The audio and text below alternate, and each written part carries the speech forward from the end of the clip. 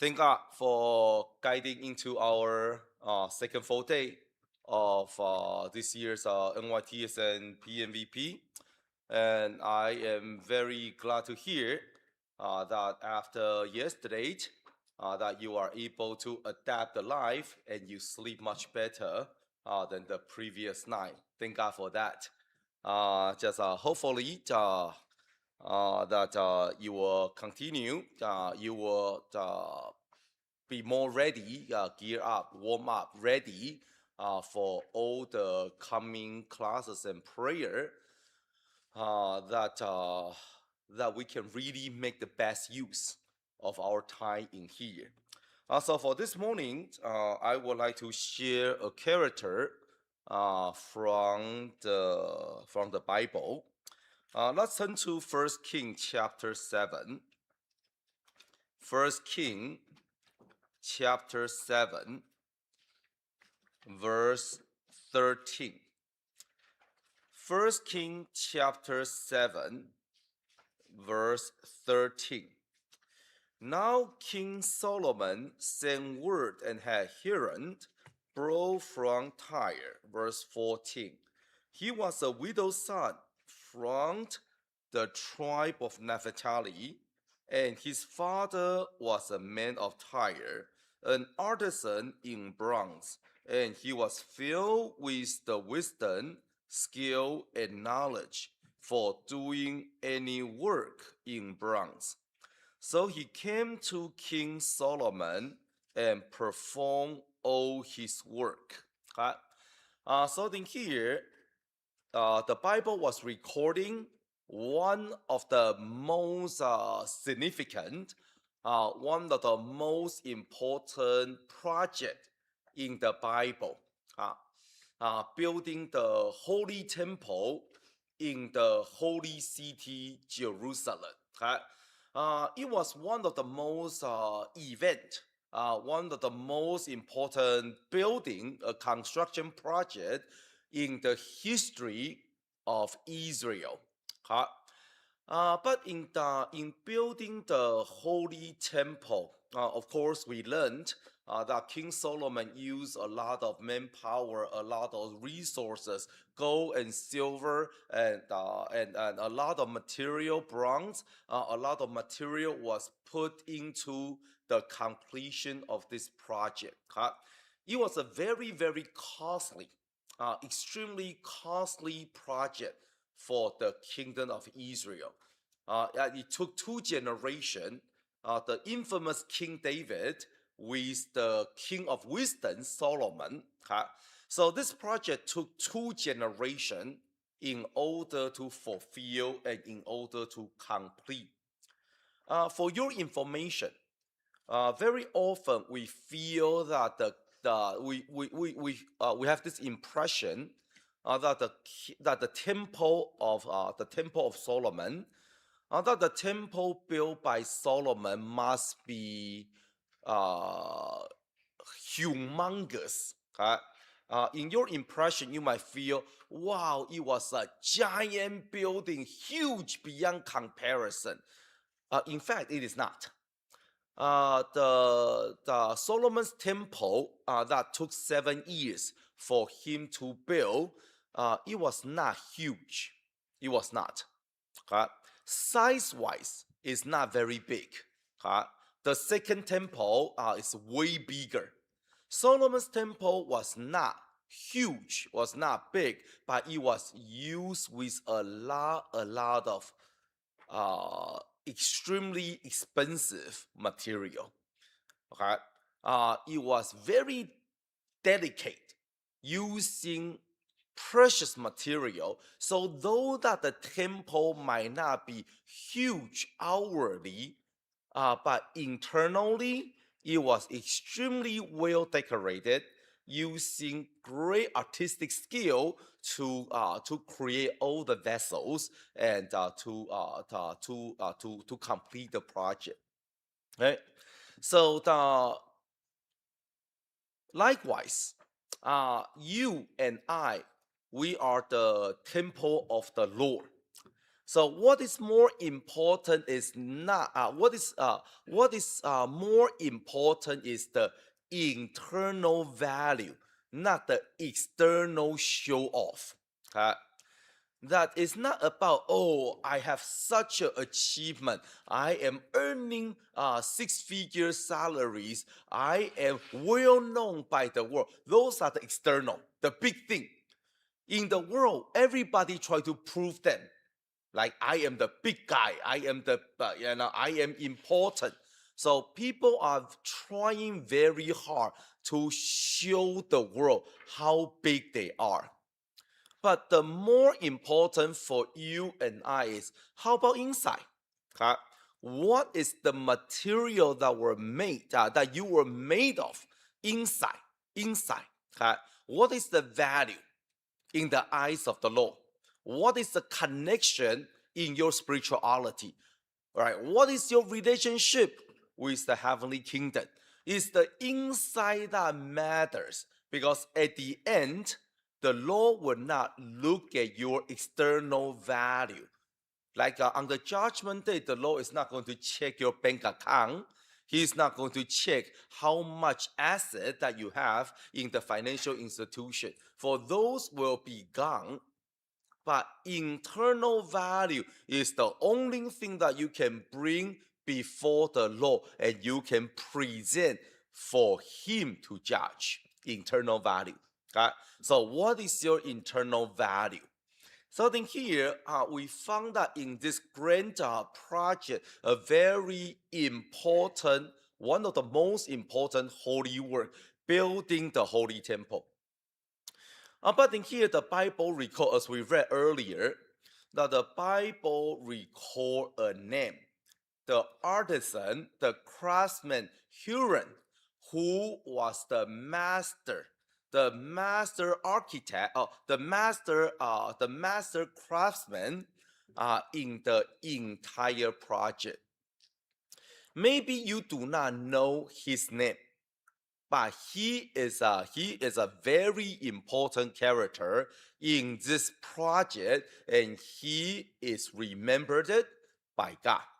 Okay, maybe not by you, but he is remembered by God. That's why the Bible record him in here, First King chapter 7. He was also recorded in Second Chronicle chapter 2. Okay?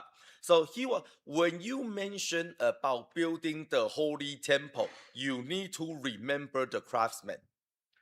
And the interesting thing is, as we said earlier, in order to fulfill this project, that there were so many people, hundreds of thousands of people were mobilized in order to make this project happen. And out of all the workers, out of all the laborers that people that were involved, out of all the laborers, out of all the people got involved, he was the only one named. You only find his name. Okay? In the entire project that involved hundreds of thousands of people, he was the name that was mentioned in the Bible. Hiram. Okay? So he was important. He was involved in one of the most important projects, and he was recorded in the Bible for certain reason. So if you, young brothers and sisters, if we strive to be someone important in the eyes of the Lord, if you want your name to be remembered and recorded in the book of life, there are something that you need to do. Okay? Let's go back. Let's look at his background. What do we know about this craftsman, Hiram? If we go back to chapter 7, verse 13. Here says that they brought him from King Solomon sent word to have Hiram brought from Tyre. Okay, Tyre. And followed by, he was a widow's son from the tribe of Naphtali. Okay? So in here, from the description of the Bible, we found a few things. Number one, he did not live in Jerusalem. Where is Tyre? Tyre is a Gentile land, foreign land, all the way in the north of Israel. Far. Okay? So apparently, he was a Israel that lived and grew up in a foreign land, a Gentile land. Okay? Why? How come he grew up in the Gentile land?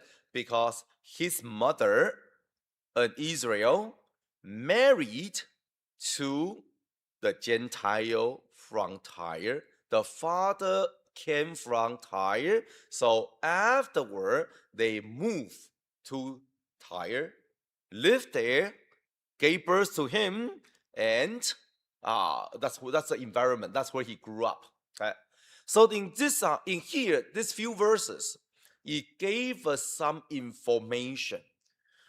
Today, for you to be born in a foreign land and grow up in a different culture, different environment, this is very common.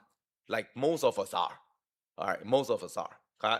Whether your parents come from Taiwan, China, Southeast Asia, from Korea, from Japan, yeah, you know what? If your parents come from a different country, come to US, stay in here, live here, and you were born in here and you grew up in here. This is very common. All right, many of us, not me, but many of us, that's our background. So you know what? Nowadays, for you to be born in a foreign land is nothing ordinary, but not in that generation, especially not in the not in the Israeli society. We all know that Israel people, we all know that they are very sensitive about genealogy. They are extremely careful about bloodlines, and they treat people outside of Israeli community with a very different perspective. So when they look at anyone that's not Israel, they look at them and consider them filthy, unclean, no different than dog and pig, unclean. All right. So for Israel, they treat Gentiles as unclean animal. Okay. That's their concept. That's their culture. That's their perspective for Gentiles. Okay? So at that generation, for the mother of Hiram, for the mother of Hiram to marry a Gentile, that was a taboo. That was a big thing. That was unacceptable in their society. Okay? Unacceptable. Okay? So for Hiram, he grew up in a foreign land. Okay? But apparently, he was not a Tyre. People can tell you are mixed. People can tell you are different. So perhaps for him to grow up from Tyre, he can feel that he doesn't really belong to them. Like he is not really part of them. But when he come back to Israel, he will feel the same thing, even stronger. People will be pointing finger. Oh, you know who his mother is? You know that for him, the environment, the natural, the environment was difficult to begin with. He might not be accepted by the society, by the community entire. Okay, feel that he is a little bit different, and for sure, he is not so accepted if he comes back to Israel. Okay, that's their culture. That's at that generation. That's how they did. And not only that, it says that not only about his original family, not only about he grew up in a different culture, a different environment. the Bible told us that he was the son of a widow, which means that his father died early. So can you imagine, for marriage, his mother moved to a foreign country for love, for marriage, for whatever the reason. And now the mother and the son, now they live in a foreign land, try to adapt into the culture, or try to live in this foreign land. And then the father died. Okay? The only real tire who can help them to emerge into the new culture, new society, die on them. So now the widow and the son need to survive in this land. Just imagine, picture how tough, how difficult, not only losing the source of income that provide for the family, but they were stranded. They were left alone in the foreign land. Okay? Not accepted by local, not accepted by their own motherland. That's how Hiram grew up. If you feel, I know that some of the youth, that you feel, oh, you know what, why did God let me born in this family, grow up in this environment? Why is my father like this? Why is my mother like this? Why is my family financial situation like this? Sometimes we live and we give ourselves a lot of pity. We always look at other families and we envy them. Oh, I wish my family can be like this. I wish my family can be like that. I wish my parents can be like this and that. I wish if my family is very wealthy, then we will be very, very happily ever after. Being rich? Why don't you look at the family of Elon Musk? You think that's happiness? The rich people, huh? Bill Gates, not so happy. Bezos, probably not. You know that if you look all the news regarding to their marriage, how often do you see happiness? You don't. Right? You see them fight over money. You see them try to divorce and get the big and buy the big chunk out of each other. That's why you fight. So you know what? You might feel so sorry for yourself.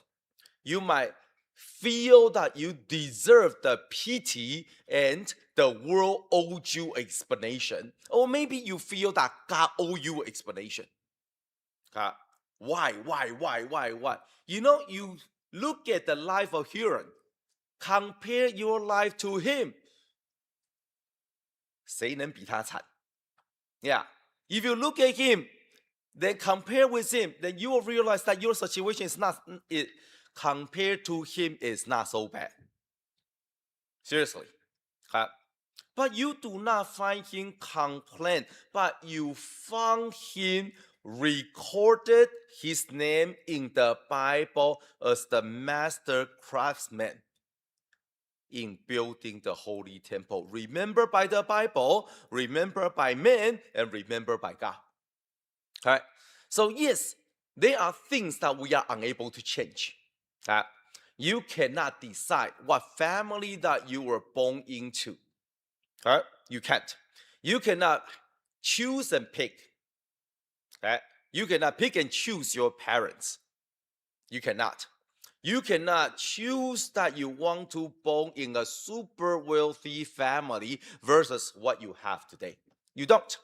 There are many things that you don't get to choose, just like you were born unable to choose that if you are going to be good looking, how tall would you be? You don't get to choose that. You were born with that. But there are many natural factors that you are unable to change. But there's one thing that you can change. There's one thing that you can choose. That you can choose about the path of your life. Would you and will you live a meaningful and purposeful life in the presence of the Lord. That's something that you can choose. You can choose to dwell in self-pity and feel that God did not treat you well and the world owed you an explanation, and just live a pitiful life because you feel that it's never my fault. Okay?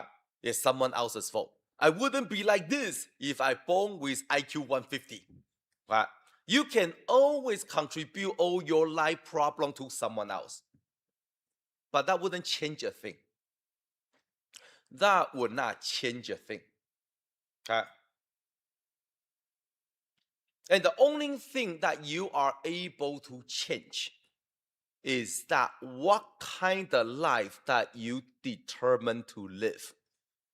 And what are you going to do about it? That's something that you can change. That's something that you can do. So for Hiram, his environment was extremely challenging, but he did not allow the natural environment, that he did not dwell upon the things that he cannot change. Living in a foreign land, being pointed by people on his back. The father died on him early. All those he cannot change, but he can change what kind of life he wants to live and what kind of person that he asked to be. That's something you can change. Second, what makes his life amazing? What makes his life extraordinary, that he was able to become the master craftsman of the Holy Temple? Second, skill set. Skill set. The Bible told us that his father, the tire, was a bronzesmith, was a craftsman working with the bronze. So you find that when it comes to building the Holy Temple, the Bible continuously mentions Hiram's skill set in dealing with all kinds of bronze. But where did he get the skill set to begin with? The father, the living environment. The father was a bronzesmith. Hiram was known, talented in making bronze vessel. He was making the bronze pillar in front of the Holy Temple. He was making the bronze seat, the bronze lever, the bronze seat, the bronze ox. There were so many things that were made of bronze in the Holy Temple. And Hiram was able to fully utilize, maximize his talent and skill because the church needs it. The temple needs it. The temple needs it. You are giving opportunities to learn. Skill set. You are giving opportunity to learn. You are giving opportunity to experience. You are giving education to grow.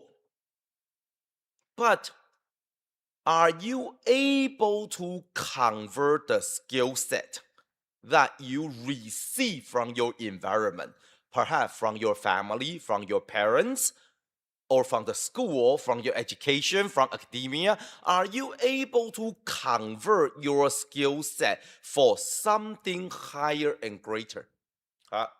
So he grew up, his father was a bronzesmith, so he was born in the environment. He grew up by seeing his father making bronze vessels. He saw it, he learned it, he knew it, he mastered it. And he was able to convert that skill into something higher and greater. What is your skill set other than playing video game? I don't know, usually I don't pick on sisters. So what's your skill set other than playing video games? Other than Korean drama? Yeah. I don't know. You know that you have to ask yourself. You are I don't know about your environment. Maybe your family, like your family is very outdoor style, like very sporty. I don't know. Maybe your father is very handy, fixing stuff, fixing the car, fixing everything in the house. I don't know. I don't know. All right. So, what is your skill set that you are able to absorb from your environment? You know that most of us, we are our parents, our previous generation. They are from a different culture. Okay? What is one skill set you should be able to obtain? Language. Language. If your parents speak Chinese, why don't you? Why can't you? That's a skill set. You know that it's like someone giving you a gift. And you are like, as you grow up, the gift is always there and say, take it, take it. You're like, oh, no, no. Do you know that in the entire world, around 1/3 of the population speak Chinese? Which means that if you are able to speak Chinese, you have the key that opened the door to the world, 1/3 of the world. And you speak English, that open another 1/3. If you happen to learn Spanish from school, then you unlock the whole world. Go everywhere. Like, you know what? If you any country that you travel to, very much you're like, Chinese? No. English? No. Spanish? One of this is going to get you somewhere. Yeah. So what I'm saying is, you are giving, just like Hiram, he was giving the opportunity, a gift to learn how to be a bronzesmith. And he was able to take that opportunity, utilize that opportunity, and maximize that opportunity. Why don't you? Okay? Your parents, other than language, there might be other skill sets. From school, there are also skill sets that you could have learned. Okay? So all those are opportunities, and once you learn that, once you know it, what does it become? It becomes your asset. It becomes your asset. Okay? So you are doing it for yourself. You have to remember you are doing it for yourself. Learning more, absorb more, digest more, that shall become your ability, your skill sets. So, like during the pandemic, that as a preacher, that we don't need to fly, we cannot fly to other countries. So I took the opportunity and utilized the time. I developed a new skill set, my culinary skill. Okay? All right, it's nothing. Yeah. Don't say, but pastor, that has nothing to do with your ministry work. It has nothing to do with your job. Who told you? Of course, it has something to do with my ministry job. So when I invite members to my house, I cook for them, okay? I bake cookie, I bake cake, I do many different type of cake. Check with, I can show you my photo album of all my cooking. Yeah. You know that last year, San Jose Church, they were having a sports outing, and they were like, oh, pastor, are you free that day? Can you join us? And I checked my calendar. I was like, yeah, I can be there. And I thought they want me to go there, perhaps giving a words of encouragement, or lead a prayer before meal. And they were like, oh no, pastor, when you come, remember to bring a dish. And I was like, okay, that's very kind of you. Not only that, they actually tell me what to cook. Yeah, preacher, we want that. They want 脆皮烧肉, like the roast pork. That take 3 days, okay? It's like, that's exactly what we wanted. Yeah. But you know what? I was able to, with even with like the elderly truth seekers, with sisters, we talk about cooking. Yeah, and my wife said that my skill set is very unique. Yeah, my skill set is just unique. Okay. I I do film photography. Okay. I am a licensed scuba diver. I have license scuba diver. You think that although I'm not bragging. Oh yeah, I am. Yeah, yeah. What I'm trying to tell you is very often I was able to open and start a conversation with truth seeker with this skill set. For some truth seekers, we talk about cooking. For some truth seekers, we talk about cameras. For some truth seekers, we talk about experience going to visiting Africa, different countries. You start something, a conversation piece. You use that to build a friendship. That's your skill set. But you need to take the opportunity to keep on enhance yourself, enhance your skill set. Okay? So that you know more than that little chunk of stuff. Open your eyes, open your scope of your world, so that you got more things to share, and that conversation can lead to what? Lead to faith. Okay. So as much as we know, Hiram took the opportunity to learn from his father. Okay, he built the skill set from his environment. Good for him. But if you look at Second Chronicle chapter 2, it tells you one more thing. It tells you one more thing. That he was working for the king of Tyre. Okay? If you pay attention, he was so famous for the skill and for the things that he built. He was like a celebrity already. He was like one of the best of the best. So even the king of Tyre, even the father of the king of Tyre, he said that, you know what?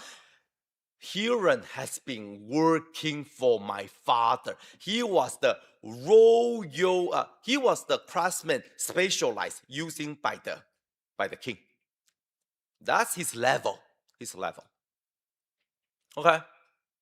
So now he need to make a choice. He got his career path set.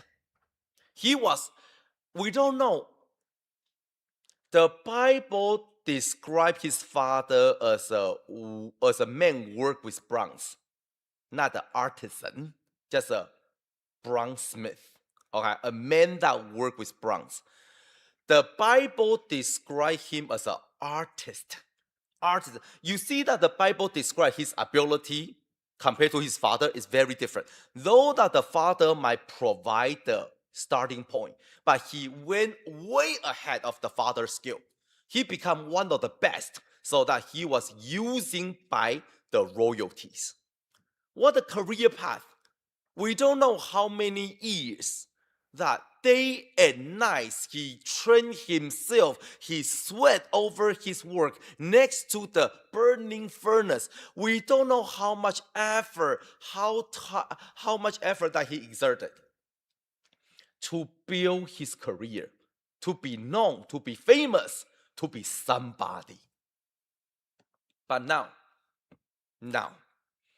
now Solomon say, I need you to come and build a holy temple. There's no career path. I mean, there might be. There's no career path. There's no promise. There's no guarantee. If he continue to stay in Tyre, his future is guaranteed. He will be the upper class with very high social status and very high price tag. Imagine that he specialized working for royalties. Anyone who want a piece that he made is going to be costly, very costly. Okay. So his life was set. No worry, enjoy, lavish life, will respect anything that you imagine or anything that you crave. Call success in the view of society. But now now a message from King Solomon and say, your country needs you. The holy temple needs you to come and work. You need to make a choice. On one hand, is a country that you do not know. As we said, he grew up in a foreign land. Okay? A country that never show you any goodness because you never grew up there. Okay? Very foreign, no attachment. But I think this is where the mother's part. His mother took a very, that as much as he grew up in a foreign land, but he believed in God of Israel. He feared the God of Israel. Okay. So when the calling come from King Solomon, say the temple needs you, he needs to make a choice. If he is going to stay in Tyre, his life is comfortable. Will respect, all these years I built my career, all the tireless day and night, I finally reach where I deserve. I deserve it. So I'm not going anywhere. You know what? If you are not going anywhere, that's fine. God will find someone else to be the artist, the artisan. God will find someone else to do to build the holy temple. God will find someone else. It doesn't need to be you. But then you might live a lavish life. You might enjoy your fame and wealth, but then you will die and remembered by nobody. You will die and remembered by nobody.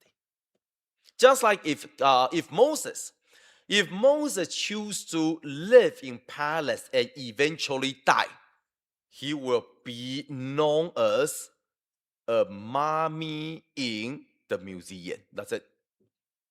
That's it. Because it's royalty. He might be made into a mummy. And thousands of years later, you will find him in a Metropolitan Museum. Hey, that guy looks so weird. That's about it. Maybe there will be a small plate and say a weird Hebrew who were the lucky Hebrew who got the chance to be adopted by the royalty and made into a mummy. That's it. That's everything. There will not be the legendary story of how he was called by the Lord, performed 10 plagues, opened the Red Sea, led the people out of the slavery land. There will be nothing. There will be nothing. So, young brothers and sisters, I know you have a lot of dream for the future. But your dream for the future, does it involve even the slightest bit about Jesus? Ask yourself. Your dream for the future, does it involve with the church, the holy work? Does that involve the Lord who loves you and give you everything? So then here, Hiram, he made a choice, a most important choice of his life. He said to himself, well, my God has a need of me. So he let go of everything that he worked for years. He let go of the easy life, the easy path, and he picked a more important and more meaningful journey that he was known and recorded in the Bible. Maybe life is tougher. The Bible never say after the 7 years. He built the holy temple for 7 years and then he was out of job. I mean, the Solomon continued to build his palace for another 14 years. But that life was very different than what he could have enjoyed. But he chose to take the tougher path for a greater purpose. And that's what makes his life meaningful. So if you want your life to be meaningful, build yourself up, taking the opportunity to learn and set a goal, a bigger goal for the Lord. Let's all come to the front.